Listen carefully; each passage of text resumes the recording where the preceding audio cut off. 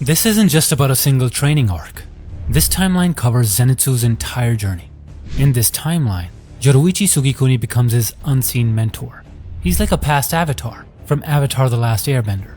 He appears whenever Zenitsu's training or fighting and helps him grow to his true potential as a thunder breather.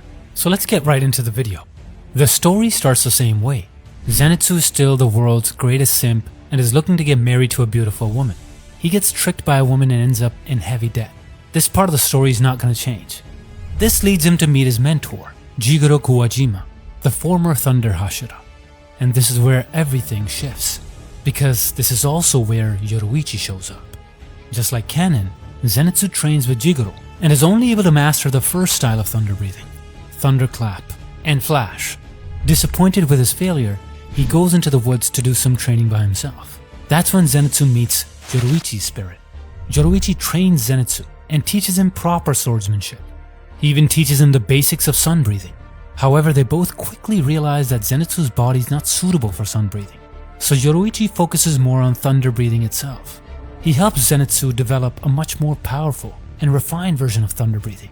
With Yoriichi's guidance, Zenitsu masters the 5 thunder breathing forms he couldn't use in the original timeline, refining them far beyond even Jigoro's level. Yoriichi's sun breathing fundamentals also awaken Zenitsu's dormant potential, allowing him to develop the 7th thunder breathing form much earlier. More importantly, Yoriichi's training removes Zenitsu's fear and lack of self-worth, the 2 things that held him back before. As a result, Zenitsu becomes significantly more powerful than in the original story. Jigoro doesn't fully understand these sudden changes, especially when Zenitsu talks about Yoriichi, but the results speak for themselves. Zenitsu now knows every thunder breathing technique and has even created a new one far earlier than expected.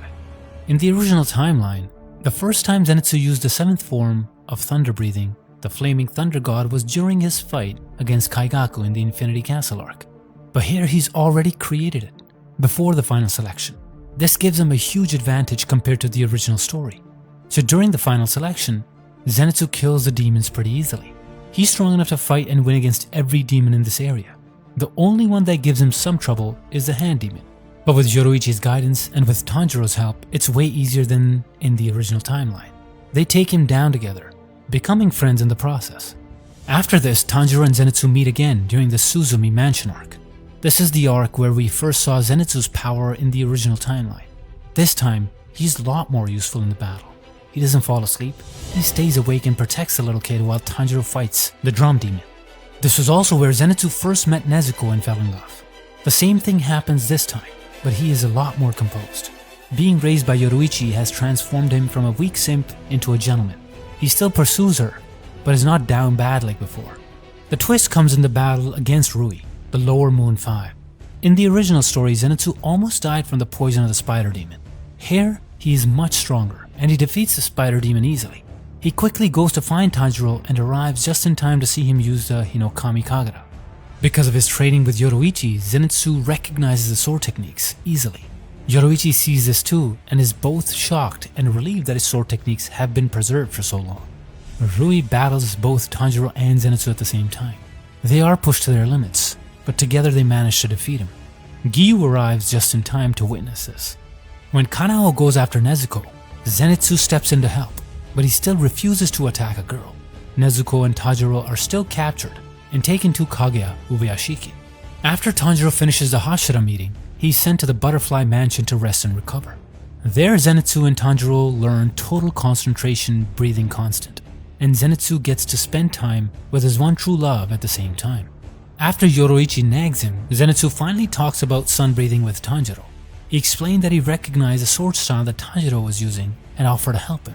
With Zenitsu's help and Yoriichi's guidance, Tanjiro learns the basics of sun breathing and how it's connected to all the other forms of breathing.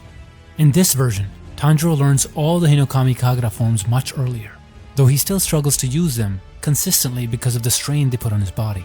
Training alongside Zenitsu and indirectly learning from Yoriichi helps him deepen his understanding of sun breathing. This is a major improvement over the original timeline where he could only use Hinokami Kagura occasionally. Once they recover, they move on to their next mission, the Mugen Train. The main difference is that Zenitsu and Tanjiro are much stronger than before. They board the train with Rengoku, but Enmu traps all of them in his dream spell. This time Yoriichi pulls Zenitsu out of the dream, while Nezuko wakes up the others. They split up. Tanjiro and Inosuke go after Enmu, while Rengoku, Zenitsu, and Nezuko protect the passengers. Wanting to impress Nezuko, Zenitsu puts up an incredible fight, using all his thunder breathing techniques to protect the passengers. After that, Tanjiro and Inosuke finish off Enmu and the train still ends up derailing, just like in the original timeline. And this is where Akaza shows up and the whole story changes once again. Tanjiro does not get stabbed because he's way more experienced and senses it before it even happens. So both he and Zenitsu join Rengoku in fighting Akaza. This ends up helping a lot because Tanjiro activates his Demon Slayer mark. As the fight progresses, Zenitsu also activates the mark. Tanjiro, Zenitsu, and Rengoku go all out against Akaza. Inosuke isn't strong enough to join in and Nezuko is still passed out. Tanjiro and Zenitsu are weaker than Rengoku, but they're still a solid support in the fight. Then Tanjiro has a flashback. His father fighting the bear with a rusty axe, showing no battle intent. At the same time, Zenitsu remembered Yoriichi explaining that he needs the selfless state to defeat strong enemies like Akaza.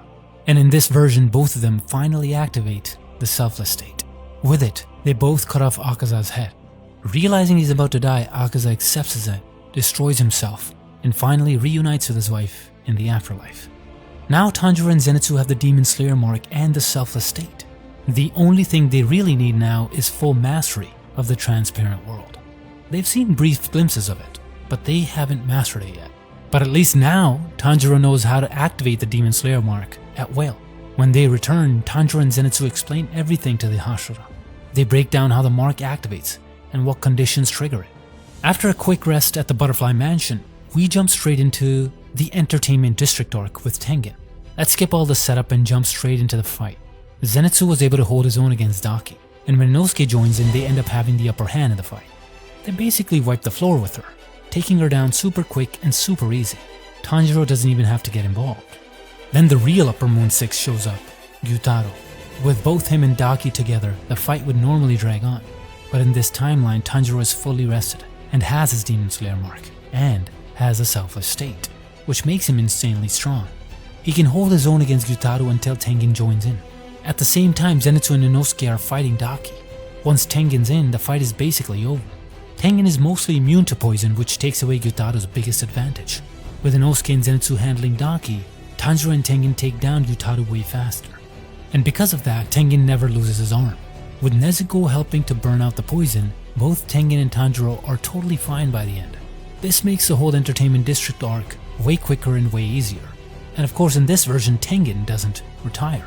He stays active, which means he's still around for the final battle too. In the original timeline, Zenitsu was sent on another mission, so he missed the entire Swordsmith village arc. The same thing happened here. He wasn't physically present.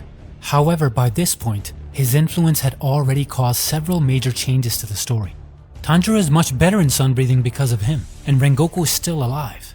So overall the whole arc goes smoothly, and Tanjiro takes down Hantengu without much trouble. Like before, he also unlocks the transparent world. Nezuko still becomes immune to sunlight here too, which finally lets her walk around during the day. This is what triggers Muzan again, and he plans to go after her. And with that, we move into the Hashira training arc. It is basically the same, but this time we've got Rengoku as well. His training is one of the strictest and most intense. He pushes his students to their limits to bring out their full power. By this point, Tanjiro can activate his Demon Slayer mark whenever he wants. During training, he helps the other Hashiras figure it out as well. He also trains with Zenitsu to deepen his sun breathing and improve how well he can use it in battle.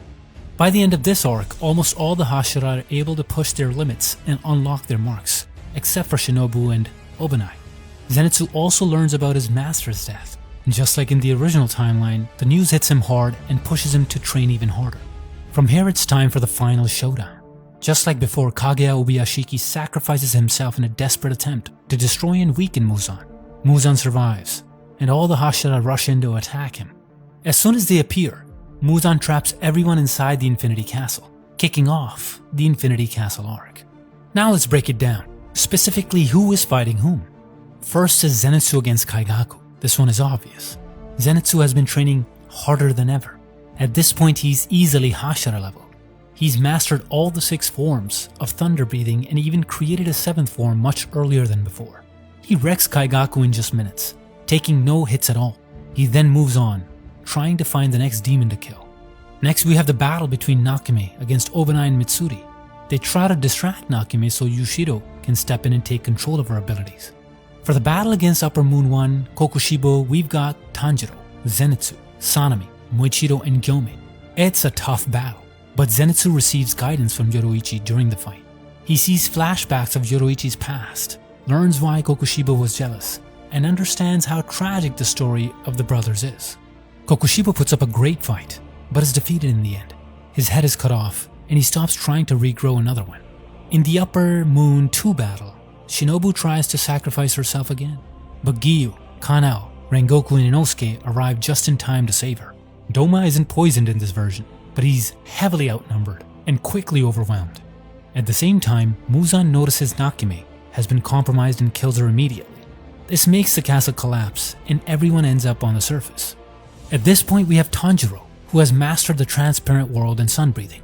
We also have Zenitsu, who has mastered thunder breathing and can access the Sulfa state. He also has guidance of Yoriichi. Then there's the rest of the Hashira.